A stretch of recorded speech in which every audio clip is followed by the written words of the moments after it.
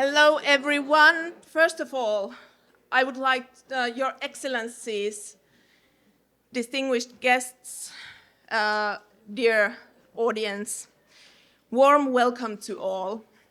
My name is Silla Kakkola. I'm the Secretary General of the Coalition of Finnish Women's Associations, and I will be your host tonight. So, International Helvi Sipilä Seminar has been organized since 2009 to honor Helvi Sipilä, world's first woman Assistant Secretary General of the United Nations. Helvi Sipilä was a Finnish lawyer, diplomat, and pioneer at the United Nations. Thanks to her, 1975 was declared the International Year of Women, and the first UN World Conference on Women was held under Sipilä's leadership in Mexico. Today, we are here at the Ukrainian Institute of America discussing the extremely important and current issue. We have all read the news, and we need to talk on how we are shaping a just and sustainable peace in post-war Ukraine. And because it is the CSW week, we are focusing especially on the role of women and civil society. We are having an incredible set of high-level speaker panelists and an important topic we are facing. Here are some few housekeeping rules. We have made safer space guidelines for this event, just to make sure that everyone feels their space here safe and no one will be discriminated. So let's do a best event together. But without further ado, I will give the floor to our host, Ms. Kathy Nalivaiko from the Ukrainian Institute. I really appreciate the cooperation with the Institute on this important matter. Thank you so much and warmly welcome, Kathy.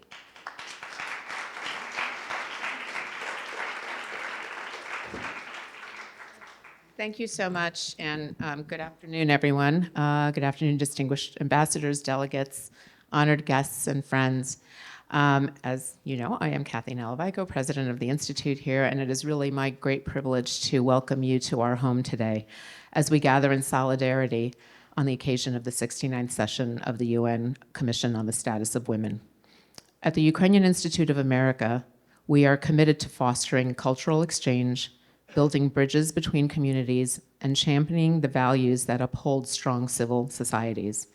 We know that women's rights are not just an issue for one country or one region. They are central to global peace, security, democracy, and prosperity. Today, as you know, we convene to discuss women and civil society shaping a just and sustainable peace in post-war Ukraine. This theme resonates deeply as we reflect on the ongoing challenges faced by Ukraine and the pivotal role women play in steering the nation toward a future marked by justice and sustainability. The seminar proudly bears the name of Helvi Sipilä, as we have just heard, a trailblazer whose legacy continues to inspire. In 1972, Ms. Sipilä became the first female Assistant Secretary General of the United Nations at a time when 97% of the UN senior management positions were held by men. The Nordic countries, including Finland, have consistently set exemplary standards in advancing gender equality. Finland, for instance, has been a pioneer in integrating women into governance. In 2003, Finland witnessed a historic moment when all top leaders of the country, the president, speaker of the parliament, and prime minister, were women, each representing different political parties. I challenge the gentleman in Washington to do that, by the way. We extend our heartfelt gratitude to Finland, the Nordic countries, and all participants for their unwavering support and solidarity with Ukraine. Your commitment to gender equality and peace building serves as a beacon of hope and a model for nations worldwide. Special thanks to all of the Finnish NGOs for their incredible partnership on this event. We are also deeply honored to have such an outstanding group of speakers and panelists with us today. Their expertise, leadership, and tireless efforts in advancing women's rights, civil society, and peace are truly inspiring. We are grateful for their commitment and look forward to the insights that they're about to share with us. Of course, this conversation could not come at a more critical juncture in history. Hard-won gains in gender equality are facing renewed threats, and in many parts of the world, progress is being reversed. We cannot stand by and allow this to happen.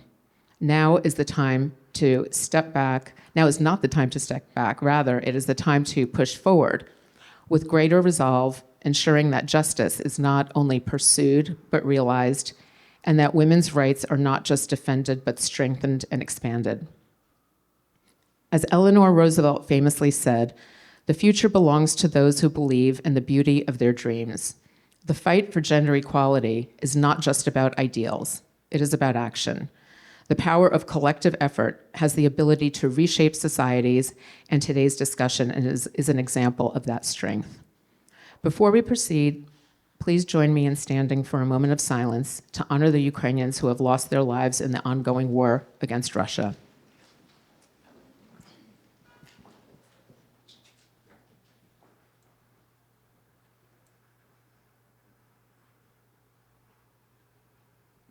Thank you.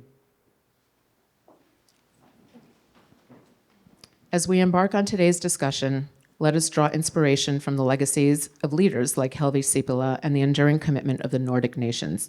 Together, we can empower women in civil society to shape a just and sustainable peace in post-war Ukraine, ensuring that our collective future is one of equality, resilience, and lasting harmony. Now, it is my pleasure to introduce our moderator, Ms. Silvia Modig, the president of the National Council of Women in Finland, a dedicated advocate for human rights. No, Oh, I thought I got something wrong. That would be bad, right? A dedicated advocate for human rights and social justice, Ms. Modig has played a crucial role in advancing gender equality and ensuring that women's voices are heard at every level of decision-making. Her leadership in Finland and beyond exemplifies the very principles we are gathered here to discuss today. Ms. Modig.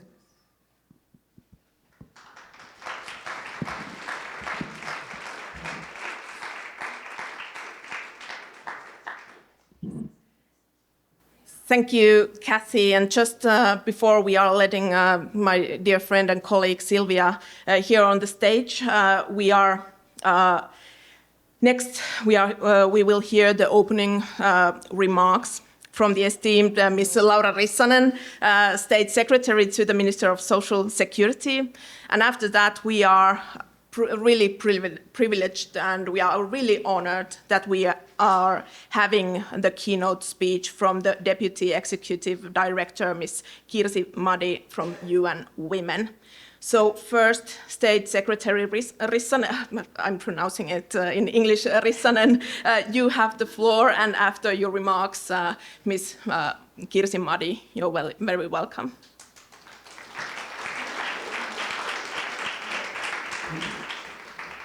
Thank you, Sila, and thank you, Kathy, and thank you all for coming here. A warm welcome to the 19th International Helvi Sipilä Seminar. It's co-organized by a group of Finnish women's organizations and by the Ukrainian Institute of America.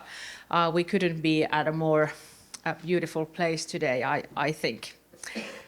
This event commemorates Helvi Sipilä, as we've heard already, was the first woman Assistant Secretary General in the United Nations. I've been admiring her work for a long time. My first memory of her, I'm going to share this, was when I was 6 years old, and she was running for the President of Finland. And because of the presidential elections, the popular children's program Pikku Kakkonen was cancelled. Yes, because they had the counting and the election, whatever the election program was on, and then I realized that, oh, there's a woman running as well, and I remember she got 1 electoral vote or something like that. But yes, but it's maybe maybe that was a start to my career in politics as well. But yes, she really was a role model for young women of her time and also for generations to come. And these role models are something that we need today even more than before, because as we see, women's rights are challenged all around the world, and these great role models are something we need and to look up to. But as I said, this is the first time that this seminar is organized in these beautiful premises, and what venue could be more topical in this particular moment? Ukrainian women and girls continue to suffer disproportionately from a full-scale war initiated by Russia 3 years ago. Yet, the Ukrainian women have demonstrated unique resilience, whether as breadwinners for their families, as leaders or activists, or as members of the armed resistance. They must also have a seat at all negotiating tables when future peace is discussed. The goal must be a just, lasting peace that respects the international rules-based system. Finland has been a staunch supporter of Ukraine since the beginning of Russia's illegal aggression on Ukraine in February 2022. Ukraine remains our biggest development cooperation partner and the largest recipient of humanitarian aid. Finland has provided already approximately 960 million euros humanitarian assistance and development funding to Ukraine since 2022. Furthermore, the 27th defense material package was published at the end of January, bringing the total value of the defense material to 2.5 billion euros. Ukraine has been active in the implementation of the Women, Peace and Security agenda throughout the war. I especially welcome the ratification of the Council of Europe Istanbul Convention on Preventing and Combating Violence against Women and Domestic Violence by Ukraine already in 2022. It is essential for the international community to support these Ukrainian endeavors. Women's leadership, agency, and voice are integral to all recovery initiatives.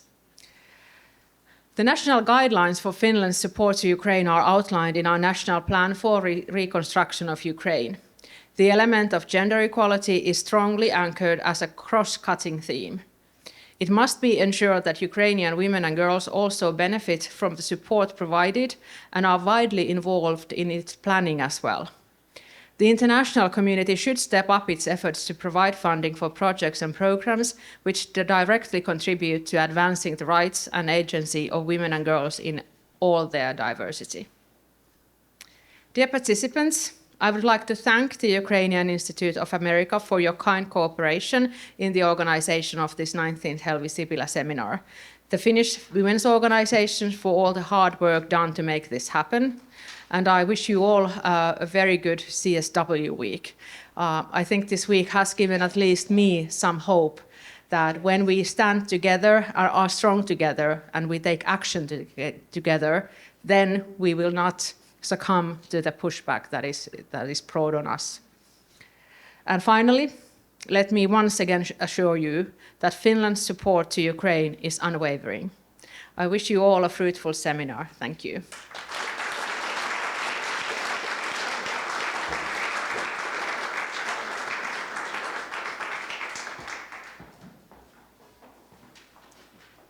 Thank you so much, Silla, Kathy, Laura, and all colleagues who are here. It's really wonderful and great honor to be in this wonderful venue and to join you on behalf of UN Women at this 19th edition of the Helvi Sipilä seminar to discuss the vital role of women's organizations in building more just and equal societies.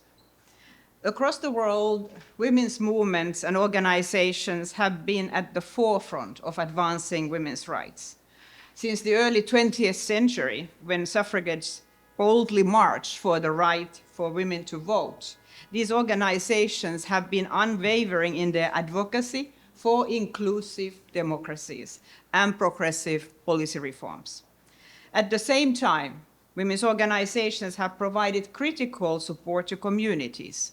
Their work has not only been transformative, but absolutely essential in driving sustainable progress towards gender equality. This seminar indeed is named after one such major pioneer, Helvi Sipilä. Her leadership at the very first UN World Conference on Women in 1975 laid the groundwork for the 1995 Beijing Declaration and Platform for Action. Agreed at the time upon by 189 countries at the gathering in Beijing of over 17,000 participants. This landmark framework provides a visionary roadmap for achieving gender equality. But the Beijing Declaration and Platform for Action, it was not just a moment, it was a catalyst for movement. And we have witnessed this week indeed the adoption of the political declaration marking the Beijing 30. A movement that was built around international women's movements and feminist networks, and they have shaped the world we are part today. So as we are celebrating, and indeed, Laura, I agree, this week we are celebrating, even despite all the challenges and all the pushbacks, we really all have felt us coming together and the power of coming together and really influencing the change. I would like to really highlight the profound impact of the organizations, women's organizations, and then follow by discussing the mounting challenges we are facing and the women's organizations are facing, as well as then finish with some words about the role of the UN and the governments in supporting women's organizations. And I want to just start with one statement, which basically is asking you not to make any mistake. Women's activism has transformative power. We have proof in this room, and we have proof in many, many ways. When women's rights organizations are supported and they are allowed to operate without restriction, the benefits are profound. What are the benefits? First, they are driving legislative and policy changes. Women's organizations have played absolutely critical role in shaping laws and policies that are promoting gender equality and women's rights and inclusion. From 1995 until last year, over 1,500 legal reforms have taken place in 189 countries. These have leveled the playing field for women and girls, thanks in their part to the activism of women's movement. From securing legal protections against gender-based violence to advocating for equal pay and reproductive rights, the advocacy of women's organizations has led to significant achievements, including globally, gender gaps in primary and secondary education have closed. Maternal mortality has been reduced by a third in the last 2 decades. But women's organizations also empower women politically and economically. By providing leadership training, promoting education, expanding access to job markets, women's organizations enable women to fully participate in decision-making processes and achieve economic independence. Their relentless advocacy has led to a remarkable increase in women's representation in parliament, more than doubling from 11% in 1995 to 27% today. Obviously, we are not yet anywhere where we should be. We should be, of course, at the parity at the very least. But it is a significant progress, and we need to also take the solace and in those steps forward. Women's representation is critical, as parity in decision-making helps to ensure that all voices are heard and reflected in the laws and in the policies and in the practices that govern society, ultimately helping to build a sustainable future for all. Thirdly, women's organizations create safer and more inclusive societies. Women's organizations are often the first responders in times of crisis, supporting survivors during conflict or in the aftermath of disasters, advocating for peace and fostering social cohesion. Through grassroots mobilization, public awareness campaigns, and community engagement. They challenge harmful gender norms, shifting mindsets, and inspiring new generations of activists to continue the fight for justice. And let me share just a powerful example of women's organization in Ukraine. They have prevented gender-based violence, supported mental health, and provided life-saving aid. They are on the front lines of humanitarian response, of resistance, of recovery. They are stepping into roles once close to them, demining roads, driving trucks, securing their communities. They deserve our unwavering support. If they fall, it is the most vulnerable women and girls who would fall with them. UN Women, alongside Ukraine's Commissioner for Gender Equality and the Gender in Humanitarian Action Working Group in Ukraine, surveyed nearly 100 women's rights organizations in Ukraine. What they told us is that more than 70% face severe financial distress, and almost half of them are on the brink of shutting down. This year, 6.7 million Ukrainian women will need life-saving assistance. Together, we must do more, especially at this time when they need us the most.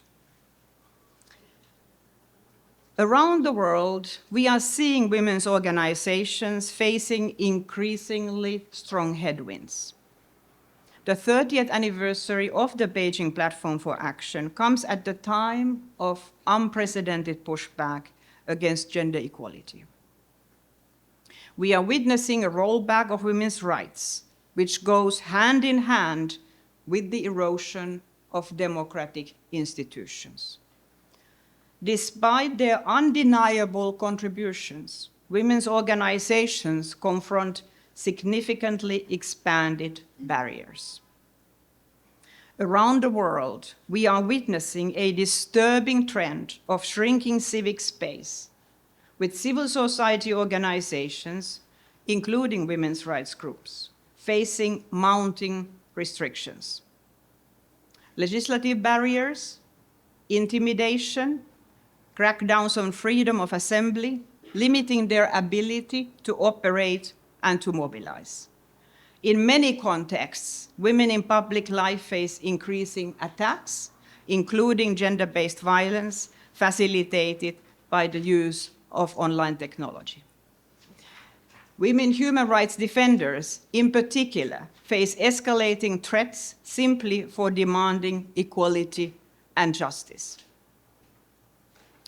And while the civic space is shrinking, we are also confronted with an increasingly restricted funding environment. Women's organizations in particular are struggling with limited and unpredictable funding. Despite global commitments to gender equality, less than 1% of official development assistance directly supports women's rights organizations. Grassroots groups are operating on shoestring budgets, limiting their ability to expand advocacy, their ability to scale initiatives, or to provide essential services. Recent cuts to development assistance have only worsened this crisis. Furthermore, women's organizations are facing ongoing resistance from deeply entrenched patriarchal structures that seek to maintain the status quo. The resurgence of anti-right movements is reinforcing regressive gender stereotypes and social norms that restrict women's leadership and decision-making power. In many contexts, their advocacy is met with skepticism, hostility, or outright backlash, making it incredibly difficult for them to influence policies or challenge discriminatory practices. So as we look to the future, we must ask ourselves, how can we better support and strengthen women's organizations so that they can continue and further strengthen their critical work? And I urge all stakeholders, governments, international organizations, donors, private sector, to take concrete actions to, first of all, protect the civic space and ensure a safe environment for women human rights defenders and activists to work without fear of violence or repression or reprisals. Secondly, foster partnerships and amplify women's voices in decision-making spaces, ensuring that the policies are reflecting the needs and experiences of women and girls. And finally, we must recognize sustained progress requires adequate financing. I call on member states to increase funding, not to decrease funding, to increase funding at this critical time, and to ensure flexible long-term financial support for women's organizations to enable them to sustain their vital work. Women's organizations are not just advocates for gender equality. They are architects of a more just, peaceful, sustainable, and prosperous societies. Their leadership shaped the Beijing Platform for Action, and their continued efforts are critical to fulfilling its promises. This year, 2025, is really a pivotal year, and let us make sure that it is a turning point for bold, urgent, and transformative action to support women's rights organizations in upholding democracy and pushing forward for a future where every woman, every girl, and everybody in the society enjoys equal rights, dignity, and empowerment. I thank you.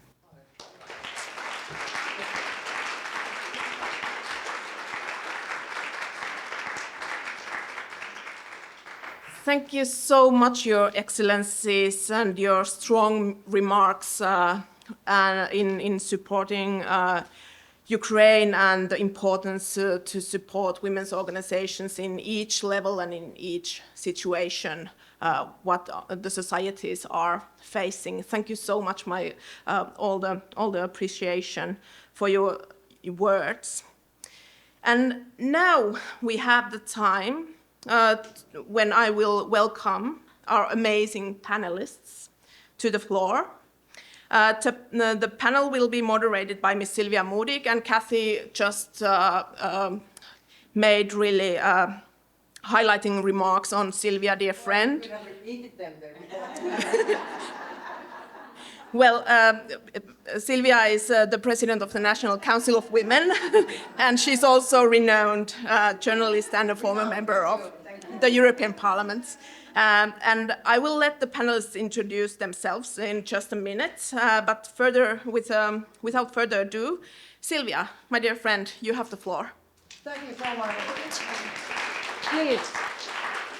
Hello everyone, thank you on my behalf as well. I would like to ask our distinguished panelists to take a seat. You can take in whichever order you want, and you will find water and these are on. Yes. So, please, I will sit here in the end. You can sit next to me, and you will have to share all four. Oh, we have 4 mics. Well, thank you very much. Thank you so much, everybody. And okay. Thank you, Kirsi, for your words. That was a truly powerful speech, and that was exactly what we needed to then continue with this panel and this discussion. We are now focusing on civil society's roles and women's role in peace processes and the rebuilding of a post-war society. I would like first to give you all a chance to introduce yourself briefly and what angle you come from to this discussion. So, Oksana, please, you are the first one. I would like to give you the floor to introduce yourself. Thank you for being here. Hello, everyone. First, I would like to express my deep gratitude to the government and the people of Finland, the American people, and all of those who support the Ukrainian army, civil society, and Ukraine as a whole. My name is Oksana Nesterenko. I'm a legal scholar. I'm an advisor in government transparency, accountability, and civil society, the role of civil society in anti-corruption reforms in Ukraine. I'm also executive director of civil society organization Anti-Corruption Research and Education Center. I believe that the topic bring us together is a critical importance, and especially given the challenges facing Ukrainian society and the country as a whole, it is well known that to address some challenge, we need start to have an open dialogue. So I'm so happy to share my experience. Thank you for being here. Please, Halina, you text. Hello, my name is Halina Skipalska, and I am country director for Health Right International in Ukraine and also executive director of the local organization, Ukrainian Foundation for Public Health, funded by Health Right. Here I represent organization, I run actually organization which consists of more than 500 psychologists and social workers. We are those hands who provide psychological and social services for most vulnerable women, girls, and children who are internally displaced, who suffered from war, who are survivors of gender-based violence, sexual violence related to conflict. During these 3 years of full-scale invasion, we covered with an array of our services more than 1 million women, girls, and children. And I'm very grateful for possibility to take part in this discussion, and I would like to bring also our focus, recovery. Yes, we have war in country, but we think about recovery and also are doing a lot in order to have Ukraine European country, have Ukraine which will work on European standards. Wonderful, thank you. Please. Hi, everyone. My name is Katya Soldek. I'm Ukrainian American. I spent half of my life living in Ukraine and half of my life living here in the States. I am a filmmaker and a journalist. So my day job is I'm working as the editorial director for Forbes Media. I oversee international editions. It's about 26 editions in different countries in Latin America, South America, Europe, Africa. And I also made a documentary film about Ukraine trying to separate from Russia called The Lone Breakup. And right now I'm working on another film about life in Kharkiv during the war. So I'm here to contribute female view of media coverage and how women work during these hard times, covering the war and anything related to that. And I'm very grateful to be invited to be part of this discussion. We are honored to have you. Thank you, Katya. And then Casey, please. Yes, hello, I'm Casey Harden with the World YWCA. YWCA is a global movement of women leaders, hundreds of thousands around the world. We work in community and then come together collectively.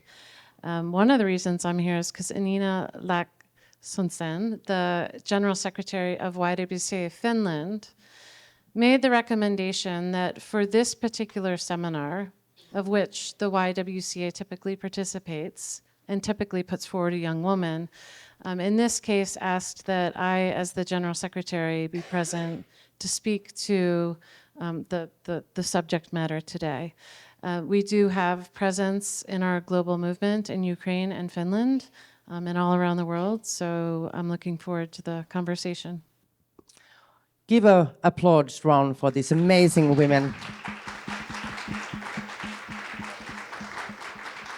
It is truly an honor to be able to moderate this panel with you, amazing actors and active women. Let's start with you, Casey. Why is it so important, civil societies and women's inclusion in peace processes and also in rebuilding the post-war society? Yeah, so I have the privilege of working, like I said, with women all around the world. And unfortunately, more of our women in the movement are participating or are victim or survivors of conflict or post-conflict than not. whether that is a military coup in Myanmar, whether it's organized gang violence in Haiti, or incursions in Ukraine. And here's the thing. So Mercy talked about the less than 1% of formal development funding goes to women's organizations.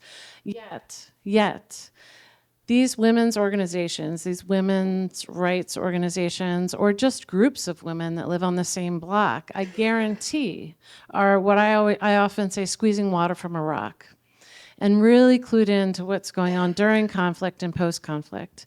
And YWCA, with the YWCA Ukraine, it changed by the week, the messages that they were sending out to all of us, and we were communicating to the movement about what was necessary. And we were only a few months into the conflict when the conversation for them turned also to anticipating post-conflict or recovery and what they were expecting. And for them, in this case, I can speak for them, they immediately turned back to 2014 and the years after that, and the hate, misinformation, discriminatory behavior, and divide that they knew was going to happen in their community generationally. So again, when the war was very new, they were already looking to the future and anticipating the damaging effects of the conflict on their families, on women, children, peoples all across the nation. What is the view of the filmmaker, a journalist, from that point of view? What is civil society's role and women's inclusion? Why is it so important? Well, I'm probably going to start with a little bit more general overview, because I work for media company that is privately owned. It's the company that produces a magazine and a website and everything that surrounds it, that champions entrepreneurship and business success and failure, to learn from failure. And I can tell you that it's still a very much male-dominated world. And over the past years, and I've been doing this job for 11 years. So I've seen a big change in terms of who runs the show, who starts companies, who promotes good initiatives, whether it's some charity organizations or business organizations or startups. At the same time, in all these countries that I work with, we only have, and I was thinking about it coming to this discussion, I could only recall one female publisher, meaning it's a woman who holds the license to the publication in Romania. And we have only a handful of women in key editorial positions, chief editors. Most of them are still men. And with all the support that women get, somehow, not just in Ukraine, but globally, the situation is still requiring a lot of work. And all the organizations that support women, that empower women, that try to change this narrative, they play an enormous role in the changes that are coming over time. Because it also takes time for women to start thinking that they can. They can get very comfortable being in supportive roles, but they, for some reason, are hesitant to take the leading positions. And at the same time, they also hit this glass ceiling where they don't get to do the leading position. And that needs to change. And when we go to Ukraine, where the situation right now changed, because women play tremendously active role in fighting Russia. I can also say that in Forbes Ukraine, for instance, we have about 70% women in any not lead positions. About 70% of people who work for Forbes Ukraine are female, but only 50 to 60% are in key positions. And it's mostly on the business side. On the editorial side, we still have the editor-in-chief, who is a man, who is a wonderful man, but still, one man was replaced by another man, and that's what I see the tendency in many countries, not just Ukraine. And maybe, once we let everyone speak on this topic, I will contribute more about my thoughts about Ukraine and media and coverage. But one of the important things that I want to highlight is that when you bring a woman to run a media company, she has a slightly different perspective, because I don't want to do any gender stereotypes, but women are very resourceful and multitasking and strategic thinking. They see a few steps ahead. So to have somebody running a publication and selecting what coverage we're going to do, what stories we're going to tell. And if it's a man, very likely he's going to overlook some important stories. And if it's a woman who is a little bit more open, she understands a whole well-rounded array of conversations, these stories might get prominent highlight, it might get coverage, it might get some influence, and things might start changing. So having female editors or journalists or reporters, it's essential. And again, in Ukraine, I think that's really changing because the situation on the ground requires women to step up. And I think it's working quite well. I couldn't agree with you more. We need the female perspective because it's not a stereotype. A woman, you see different things, you pay attention to different things, and that's why we need all the perspectives. Thank you so much. And I also would like to hear more from you then later that how are we going to get more women to these positions? Is it us who are keeping ourselves back, or is it the glass ceilings that are keeping us back? But Halina, on the role of civil society's organizations in the peace process, in the rebuilding of a post-war society, how do you see that role? Why is it so important, and why is women's participation in that so important? Thank you for this question. Yes, it's very important, and it's important to involve women, and it's in peace building and recovery, and also it's important to bring to that table women-led civil society organizations, because if we look at Ukrainian demography, who are majority of citizens in cities and villages in Ukraine now? Women and children. Who are, for example, in our organization, in Ukrainian Foundation for Public Health, Health Right International, I mentioned it, we have more than 500 specialists. Who are these specialists? Psychologists, social workers, even humanitarian workers in other organizations. 95% are women. So women in Ukraine are those who were first, who actually addressed war when full-scale invasion, when it started in Ukraine. And women are in army. Women now are humanitarian workers. Women now are those who take care for children and elderly people with whom they live. And women are those who are taking main decisions in country. So, of course, they will need to be part of recovery. And particularly our organization, I mentioned that we provide a lot of services, but we are not a humanitarian organization. We are in Ukraine since 2005, and we are a development organization.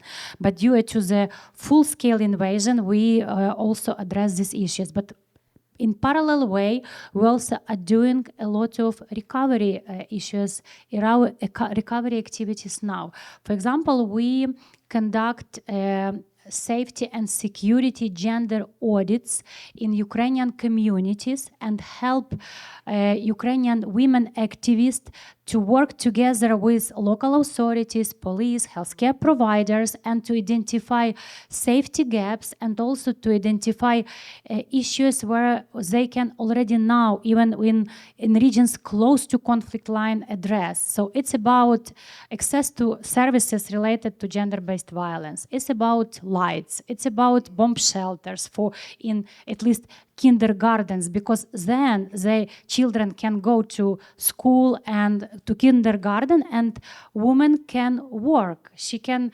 earn money. She can also take care for her family and also pay taxes. So all this related process. So it's about gender audits, and we already conducted 40 gender audits in 40 communities in Ukraine. But in case of services, specialized services for GBV survivors, services for survivors of sexual violence related to conflict, it's for years. Rehabilitation will not happen in 1 month or one time. So it's for years, and of course, women are those who are better advocates on all these issues. So, and historically in Ukraine, most of our reforms were initiated and pushed by civil society organizations. It happened starting 2014. And even now, we believe that Ukrainian civil society and women-led organizations will be those who will continue to support these reforms, because, as I mentioned, Ukraine is a European country. We want to have a social market. We want to have civil society organizations which provide social services, protection services, ecological, not as it was in Soviet Union time when state was in charge of everything, paid, provided, was corrupted, and finally women, girls and children didn't have access to services. So this is why I believe that Ukrainian women-led organizations, civil society plays a critical role, will play and already plays critical role in recovery. Thank you. Oksana, your view, the importance of inclusion of women and the role of civil society. It is well known that since Revolution of Dignity, Ukraine has done significant anti-corruption reforms. And it's not so, and we don't, I believe not everyone knows that actually who are behind that successful reforms. Behind that reforms is civil society organizations. And what is more interesting, 70% of this organization are led by women. 90% of the most powerful organization, anti-corruption civil society organizations in Ukraine, actually represents by women. I just provide the list, the most powerful, like Anti-Corruption Action Center, Darina Kalinyuk, she's the leader. Independence National Anti-Corruption Committee, it's Olena. Tatiana Hutar, she is head of Institute for Legislation Ideas. They actually work right now on asset recovery and actually sanctions against Russia and anti-corruption reform as well. Meja, it's actually anti-corruption organization which focus on rebuilding anti-corruption in rebuilding Ukraine. And I continue this list. Moreover, many civil society organizations also created not only space for career development of women, but actually they brought these women to parliament, to Ukrainian government, who really work very successfully on anti-corruption reform. For instance, right now we have the head of anti-corruption committee of Parliament of Ukraine. She was actually in past one of the leader of Anti-Corruption Action Center as well. Another woman, she also from Anti-Corruption Action Center. So I can continue with these examples, but the most important that we see, and it's very good news, that actually I could not agree more. When we see more women in some field, we really can succeed in this field. So we really have very successful anti-corruption reforms in Ukraine. And behind the reforms are civil society organizations, which plays a crucial role, and who behind that organization? Women, who are leaders. And it's also very interesting that if we go to local level, we see the same. Before the war started, there were 242 very active anti-corruption local organizations who provided some advocacy campaigns for anti-corruption reforms in local level, like transparency, accountability, it's different. And also 73% of that activists were women. So I believe, I believe, and my belief basis on research and my observation, that actually in past we saw that women play a crucial role in civil society organization in Ukraine. And we, particularly in anti-corruption field, and we see result, we see successful reforms. So if we would like to succeed in future in reconstruction process, and anti-corruption is a crucial part of reconstruction. So we need to keep women like leaders in civil society organization in anti-corruption field. The challenge that we also have, and that is true, that because war, many women actually left their places. And here it's a big challenge how we can continue to bring more women around the world right now to return to Ukraine, to continue rebuilding Ukraine after war, after we win this war. Yes, and after a just peace is achieved. Anti-corruption work is essential to establish a working and strong rule of law-based society. So I applaud that this work is ongoing even during these stressful times. Silla, could I ask you, I know I have hot flashes, but this I think is the New York Sun. Could we maybe try to, thank you. Or is it just me? Okay, thank you so much. Then I'm going to go into concrete measures. We know that a lot is happening with the Ukrainian peace talks at the moment, and we are unsure of what the international support looks like. But what should it look like? What should that, of course it should be sufficient, but what should it concretely be? How should we organize that support so that we could reach the organizations, reach the most effective way to help the children and the women, to also empower the women to be actors in their society? Yeah, so there's gonna be a little bit of redundancy of what I say. I'm speaking from the YWCA's perspective of women and community, knowing what's needed, taking action, being courageous, being creative, being innovative. Like I said before, the women of the YWCA Ukraine, they'll continue to do that, right? So as we move forward. But here's the thing, and I'm gonna try to say this without a tone of righteousness, because there's no good in that. The YWCA, we're part of a lot of networks around the world. We're part of the multilateral system, we're part of ecumenical groups, we're part of women's groups. And during this conflict, we, in comparison to other places where there was conflict, the amount of funds that have been raised for Ukraine's conflict position and recovery position is huge in comparison. We are part of these networks that are sitting on that cash.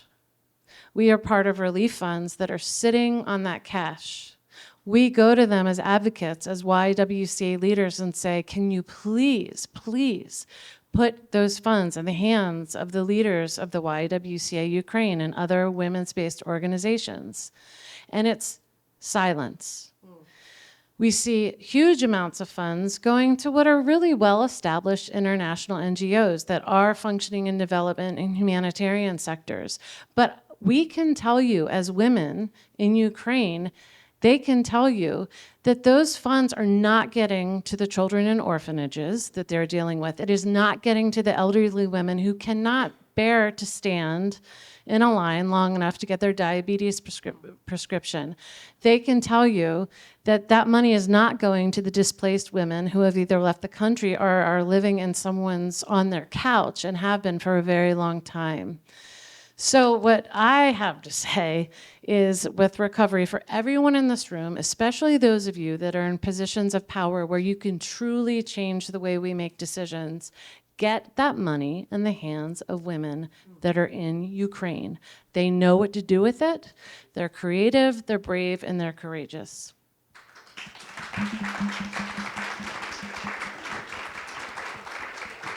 Halina, how can we better achieve this, that the aid and the support given will reach the organizations who have the contact with those women and with that essential help that is needed?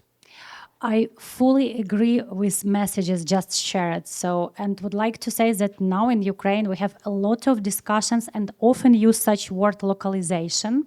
So we even are doing advocacy focused on this localization with goal of localization, what means that Ukrainian organizations are those who not just well implement projects, we also have now ideal monitoring and evaluation system, financial system. We are accountable. We already are doing this 4th year. So we have policies and procedures. So we are Ukrainian civil society, women-led organizations are fully ready to take responsibility. We work very closely with communities and women who need actually, and this is the best decision. So what to do? We have a lot of Ukrainian organizations. They form coalitions, they form networks now.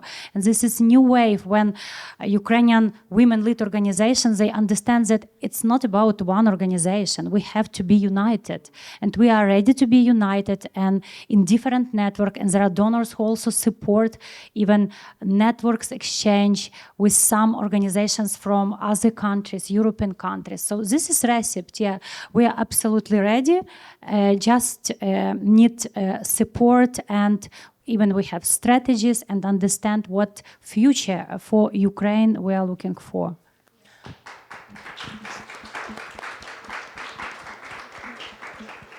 Oksana, how is the funding for anti-corruption work? I suspect that is not one of the most easiest ones to be, but that is so important for building a sustainable society in the future. From that field, how does it look like? How should we develop the way that those resources are distributed? Before the full Russian invasion to Ukraine, actually Anti-Corruption Research and Education Center, together with Leiden University, conducted 3 years research, actually dedicated the role of anti-corruption local organization in anti-corruption reforms at regional local level. So at that time, it's conducted more than 242 interviews around Ukraine. And at that time, we found first that it's how many women actually involved in anti-corruption at local level. So, and what we found that actually really local organizations and even anti-corruption organizations really struggle with support, with financial support. Generally, the donors allocated money for some projects, but not institutional support. And when you implement 3, 4, 5 months projects, you actually cannot focus on some strategical, issues and anti-corruption reforms in local and regional level as well. So our recommendation and actually, these recommendations we can apply for nowadays as well, because my observation for this is 3 years on local organization. This is the same, even worse, because the war. So really, what local organization that work in anti-corruption and they really need some institutional support. It's actually helped to rebuild network, it helped rethink new goals, strategy in this challenging time. And also actually it just helped build professional capacity in your organization. And the second recommendation, what really I believe that we need to first of all, listen carefully and do research local context before we allocate some money. We need to ask people on the ground, grassroots organization, what really do you need to succeed in your anti-corruption efforts? Ask them, not to say, you need to focus on this, on that. They really know better. And so, second recommendation, really focus on what people need in areas like this organization. And third, it's really very important to help with professional development of this organization and also to provide ad for develop like network. This is like for at least for anti-corruption organizations, it's really what needs this local anti-corruption organization. But actually, we really have a challenge right now because before full Russian invasion to Ukraine, we saw this network of local anti-corruption organizations. Right now, many of these organizations just not exist anymore because actually some towns on the eastern Ukraine don't exist anymore. And we need to rebuild because actually that women from this anti-corruption organization, then in Ukraine, and they would like to start again to fight for better future without corruption in Ukraine. So we have gatekeepers for the money who maybe should have more courage to trust the organizations and have the local knowledge of where the money is most effective. Okay, very good. Katja, you're a journalist, you're a filmmaker. You have done an excellent work in analyzing the war in Ukraine and unpacking the country's identity and its long history also with Russia and all of this, also before the war and after the war. How do you see journalism's role, or I hope that everybody agrees on the importance of journalism. I think it's a necessity also for a rule of law-based society. What are the possibilities now? Do you feel that journalists are able to report in a way that it helps civil society, that it helps the discussion, that it brings all the different views that we need and the different voices we need? This is an excellent question because in light of all the changes that are happening to the world over the past couple of months or weeks, I think that the importance of journalism increased tremendously because the way that the narrative is told to people who are a little bit further away from where the actual things are happening, it affects everything. It's like a snowball. You tell the false narrative, the results are not the way that we want them. You keep telling the truth, which these days truth is a very complicated thing for a lot of people. For some people you say 2 and 2 and 5 and they believe that it's 5. And for some people you have to keep telling it's 4 and maybe you get through. Same with journalism. And the importance of journalism right now is incredible. I can see it from where I work, and I also hear it from friends who work in newsrooms of other organizations, because telling the facts, it's very difficult. With all the cacophony of voices and analysis, it's very easy to get sidetracked by somebody's opinion, and it's very tempting.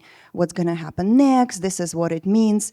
But it's crucial to stay true to the facts. And how do you get the facts from places like Ukraine, for instance? If you sit in Washington or even in Europe, you don't even have to go far. You can be in Germany and you still get your facts wrong. I go to conferences and events and I hear when Western thinkers and leaders and politicians talk, it has a very vague connection to what's happening on the ground in Ukraine. And the role of journalism is huge. And when we talk about women in journalism, because I want to, stay focused on that topic, it's actually very critical.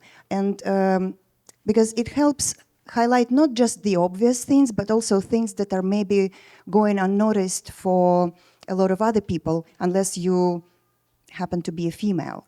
By amplifying stories that are critical for women, for feminism, for changing trends in the society, journalism can do a lot of important things.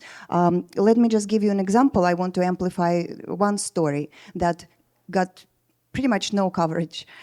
It's from the city of Kharkiv, where this month, the months of March, they have the Weeks of Female Solidarity. It's a series of events that are organized and funded by civil organizations, mostly led by women. It's a very interesting program. They have a wonderful show with 21 female artists, very grassroots, so it's not nothing big. It's just women who feel the drive and importance to tell their stories and to bring attention to their problems, to the problems that are changing with the war.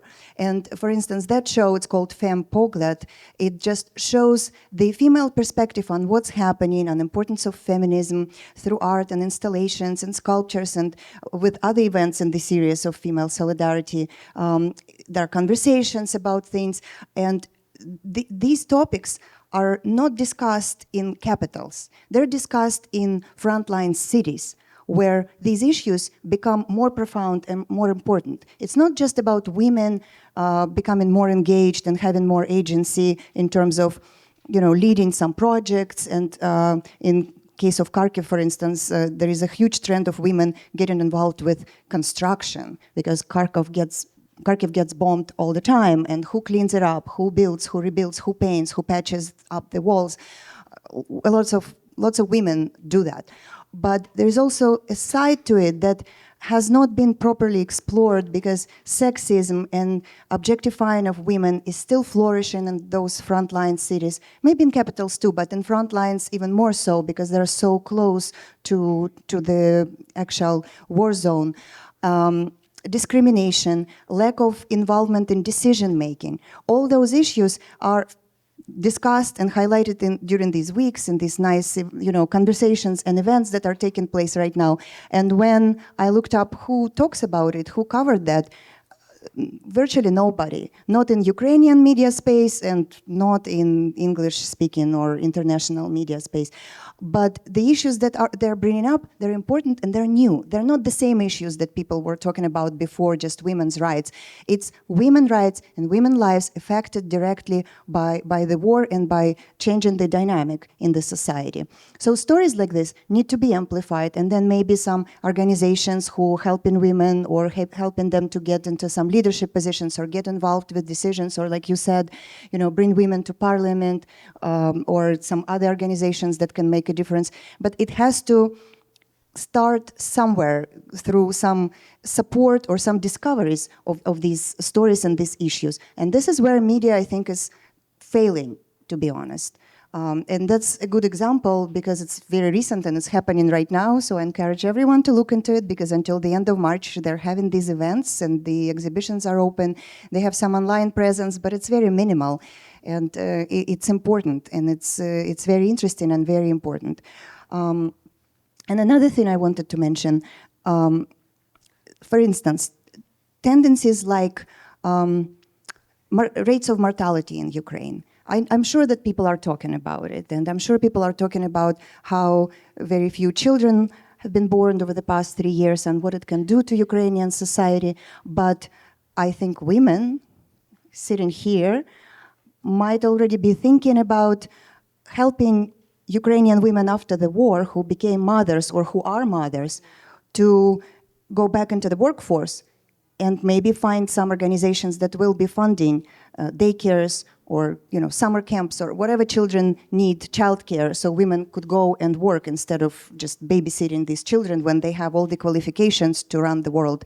So that's one of the things that I think needs to be mentioned over and over again, because the war will be over, the children will be growing, or those children who are living right now, and how women are going to work if there is nobody to look after their children. Thank you. And you now took our thoughts to the next step, to the future, because we are all hoping for... Say that. Okay, I want to say that just the fact that I'm talking about women looking after the children and not men, that fundamentally is wrong. But unfortunately, this is where we all still are. Now when we are all, of course, hoping that a peace, a just peace, and long-lasting peace will be achieved soon, you all know the essential needs now, the urgent needs now, but how, when we focus on the rebuilding of the society, there the civil society's role, the NGO's role, where should the politicians, the ones who have the power to make decisions that impact, where should that be, so that we could give now support that lasts to that rebuilding phase and helps Ukraine then on its own terms build a society as the Ukrainians want, and a prosperous society with an equal society. You start, Casey. Yeah, so I'll speak on behalf of our colleagues in Ukraine who we talk to all the time. And there's two things that they talk about. One I've mentioned, which is really solving the issue of misinformation and disinformation, and how that has a critical chokehold on the way the community interacts with each other, with their families, with other communities. And to our colleagues in Ukraine see this issue as having only grown over time and with the advances in information technology. So if when a just peace is achieved, to sustain it, to be able to have folks like you who are really trying to ensure that the information that is out there is true, accurate, and so on. The second piece is mental health. And the YWCA leaders throughout Ukraine from 2014 on, they will say we felt like we were just reaching the precipice of actually addressing embedded and meshed issues of mental health from 2014. And then here we are with a full invasion. So we know from them that addressing mental health is important. And those two things, what I want to point out is that our leaders in Ukraine, they're like, we can take care of patching the walls. We can take care of getting our families back and finding petroleum if it's difficult and trying to integrate back into the workforce. We've been there, we've done that. But they recognize the issues of mental health and misinformation and disinformation being something that, with a just peace, again, must be addressed moving forward. Very good. Please. Can I also add that another important issue, and we already economic empowerment. So when I'm speaking about most vulnerable and some psychological and social services, I also take to account economic empowerment. Now it's part already here. It's part of all our programs for most vulnerable. We are not speaking about humanitarian aid just, we are speaking about resources when we teach our clients, beneficiaries how to work, how to be involved in business, how to create business, how to be united with other women and finally rent apartment together. So economic empowerment is one first important issue, which is already part of all programs for most vulnerable. Another issue is, yes, I fully agree, mental health. I would also add the issue of disability and help to mothers who take care for children with disabilities, help to also help families which have men who have disabilities who returned from war with injuries. It's also very important because finally woman is this resource and family is this resource for such men. I also want to mention another very important topic, and we are already thinking what we can do better in order to address it, gender-based violence. Because when we have peace, when we have to rebuild Ukraine, we understand that we already have a higher level of aggression in society, in families, and we know that we have to be ready to provide support to families where will be veterans and where will be higher levels of domestic violence and gender-based violence. And even we will need to continue to cope and provide services for those who survived sexual violence related to conflict. Important question. How I mentioned before, Ukrainian civil society organization are very professional. It's not like just activists. Ukrainian civil society, it's like scholars, professional people, like former people who work like officials, or people who move from business to civil society organization. So that is why it's very important to understand about Ukraine, why when I say behind our reforms are civil society organizations, it's mean like people work full time to bring the expertise to help from outside to improve institutional and professional capacities of government agencies. it we had in past. And I believe during rebuilding process, we need to continue to do this. For instance, our organization, Anti-Corruption Research and Education Center, we together right now, 1 year ago, we launched certificate program, anti-corruption study for rebuilding. We taught and actually around 65% of that students were female. We prepare officials anti-corruption compliance officials who should provide expertise during projects during rebuilding process.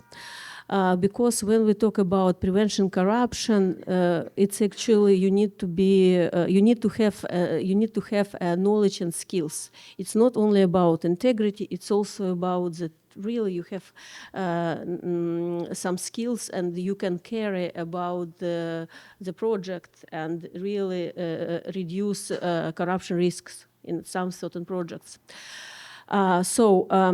First role of civil society during rebuilding, I see it's to help government to prepare new professional people to fight corruption professionally. Second, I see that we really reach a lot if we talk about fighting corruption in military and military sector, with bring civil society watchdog. And here I also see the role of civil society organization as well as actually women role in the civil society organizations. What is my point is we need to continue to keep role of civil society organization in future like we have right now. Only if civil society organization will continue to do such great job, very professional job, we can overcome all challenges that we are going to have our victory. We know from studies that if women are part of peace process, negotiations and rebuilding, it is more durable, the solution. And as we know, the women are not in the picture when we follow from the media these peace negotiations. And I think these 4 amazing professionals just proved us that women should be a part of the process. We need all of you for the future of Ukraine. I know that we are running out of time. Silla is looking at me friendly but firmly. But I want to still give a round to you, because what didn't I ask? What doesn't anybody ask? What is the thing that you wish that you would have the possibility to say? Because also journalists and moderators, we decide the questions and then we decide what is discussed, what is not asked. One short round, what would you like to say? A full free speech. Great. I actually would like to take a moment to repeat something that you said, which we find to be true, which is it's the witness of women in the communities in Ukraine, and that's where the real stories are. And for the most part, everything I read and I see does not match that reality. So find ways in which to connect with individuals that are in Ukraine and women and really hear the true story and move away from binaries or simple stories or sad stories or happy stories, because it's complex. We're talking about humans, we're talking about communities. Thank you for highlighting this. I completely agree with you. Well, what I would like to say that I didn't get a chance to say, I think since we all are here, friends of Ukraine and friends of all the good things, I would like to see women connecting together, helping each other and supporting each other. regardless of the background, age, appearance, whatever, you know, the package is, if we all support each other, then collectively we can actually make a difference. And that's probably the best message that I can say here. And one more thing, but that's mostly for men, but I don't see many here. Try not to be patronizing when you talk about women and their achievements. That's all. Yes, actually, I had a chance to say everything I wanted to say. Just to add that when we speak about rebuilding Ukraine, we also have to think carefully how we have prepare Ukraine to accept and to motivate those who are in other countries to return, how we can help them to unite their families if it will be necessary, because it's completely another scope, huge scope of work, and we understand we need our Ukrainian women also back. Yeah. To be honest, even I have like 15% of staff who left country, and they are professionals, but they work in other countries, so I need them even also back, and this is about each field. And together we can build Ukraine where women have equal opportunities, strong leadership roles, and the support they need to hurt and thrive.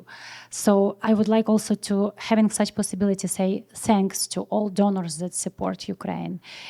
It's really very important for us, and we are very grateful. Thank you. I could not agree more. Really, we would like to say thank you for all support, all donors, all organizations and governments who support Ukrainian civil societies. And, you know, really here, we are all like friends. But I would like that everyone who is here to retell my words to other people. You know, when we talk about women in Ukraine, we can say right now Ukrainian women together with Ukrainian men fight for freedom. So my message, like clear, help Ukraine to win, not capitulate. Capitulation would mean genocide, people of free nation, and death of freedom not only in Ukraine, but in Eurasia. So we need to understand the Putin regime, it's against the female and against from humanity. It's against freedom. Right now, Ukrainians fight for freedom. So help to us to get victory, not capitulation. Thank you.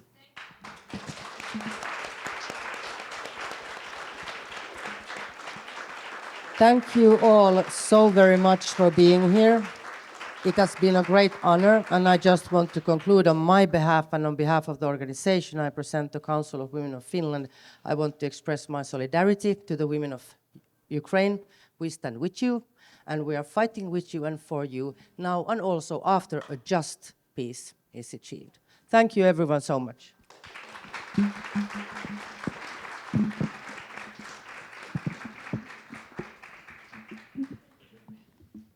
Thank you so much for this amazing panel discussion.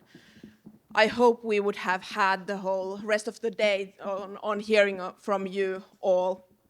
So now we have the time to give the floor for closing remarks for esteemed Ms. Katerina Levchenko, the Government Commissioner for Gender Equality Policy of Ukraine. You have the floor, please.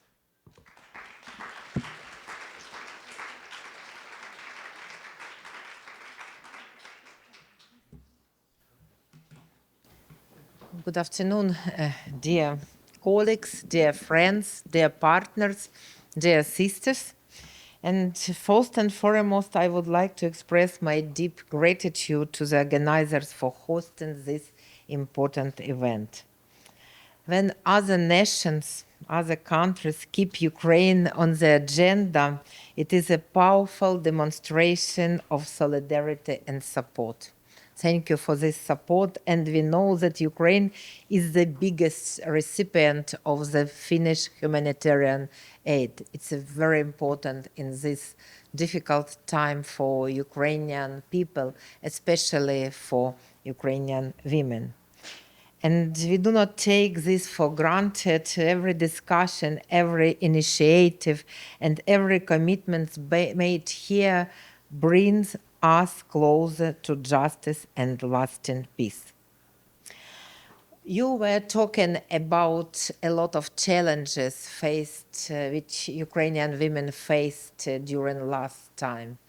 Gender-based violence, displacement, migration, destroying, losing of relatives and friends, ecological catastrophe, and a lot of others crimes which brings Russian Federation and continue to bring to Ukraine.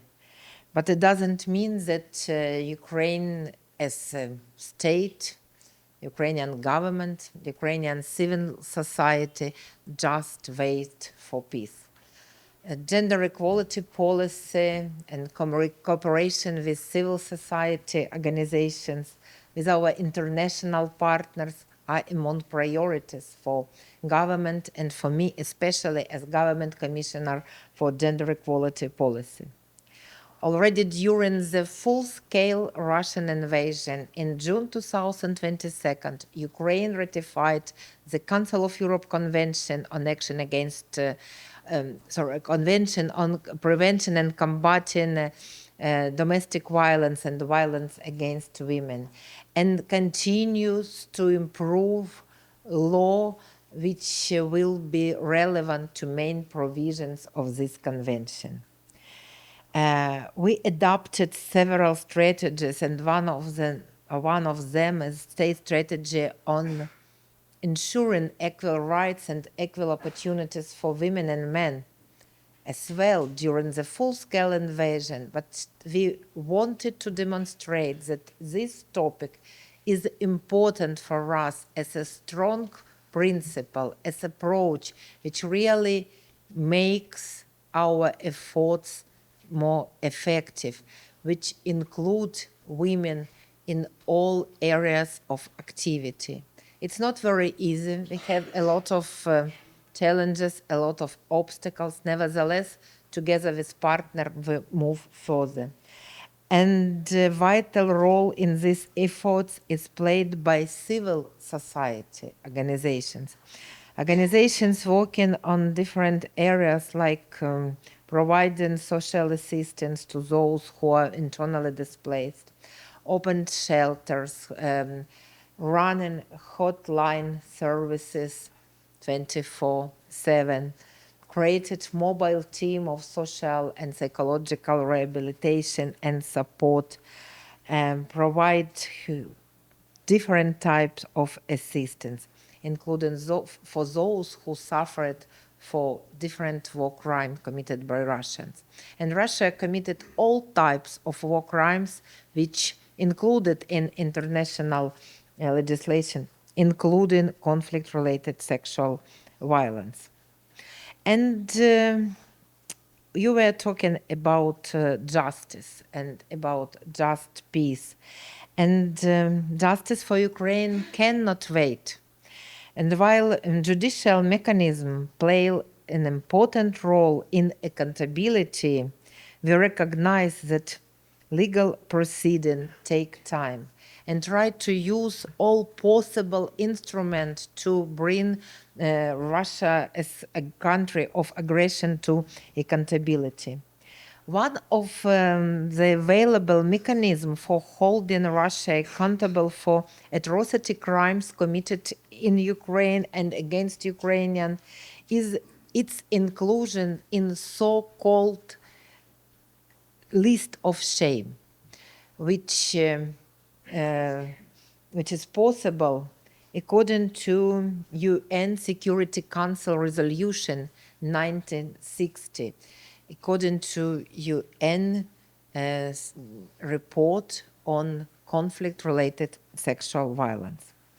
In June 2023, Ukraine successfully demanded Russia's inclusion in this list for crimes against children.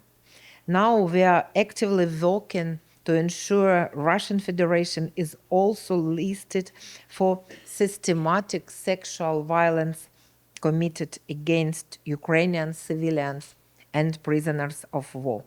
If you open UN Human Rights Monitoring Mission report released in August 2024, you can read that approximately 90% of those prisoners of war who were exchanged suffered from tortures and sexualized tortures as well. And I believe that you can support the initiative of brave Ukrainian survivors of conflict-related sexual violence who already wrote their letter addressed to Secretary General of UN, Antonio Guterres, with demand to include Russian Federation in this so-called shame list. You can find such small leaflets. They will be at this table just after finishing this event. And loading this QR code, you can support the initiative of the survivors to put your signature. The letter already signed by representatives of 4 survivors-led organizations. SEMA, Ukraine, the network of women who suffered from sexual violence, December 29, and 2 new bond organization, Numa Sisters and Alumni. They united both male and female survivors of sexual violence. And I encourage each of you to support this effort. Justice must be delivered, not just through courts, but through every possible mechanism. Russia's place on the UN so-called list of shame is not just a symbolic measure, it is a step to ensuring that the international community does not look away from those crimes. Let us stand together for justice. Let us ensure that impunity is not an option. Ukraine cannot do this alone. We need your voices, your support, and your commitments. And I'm very happy that here in New York, in communication with different countries, different nations, different organizations, I feel your support. I feel your heart and your souls. And I consider that such partnership will bring us to stable and lasting peace, which is so needed for Ukraine, for Europe, and for whole world. Thank you.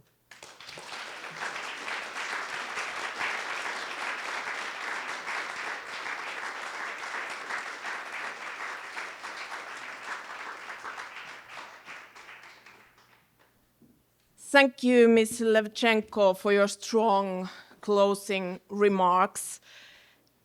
Dear Your Excellencies, distinguished audience, and dear speakers and panelists and dear friends, we have come to an end for this 19th International Helvi Sipilä seminar, and we have had really an important discussion on how to build a just peace and how to rebuild Ukraine in post-war position, which we are all hoping to be realism soon, and we are really standing together with Ukraine. On behalf of all the organizers, I would really like to thank all the speakers, all the audience here, and all the support also from the Permanent Mission of Finland to United Nations to having this important event. So Thank you for participating. And now we are closing this remarkable side event, and we are inviting you all to participate in such a small reception with refreshments and snacks. And let's keep this discussion continuing, and let's stand together for Ukraine. Thank you so much.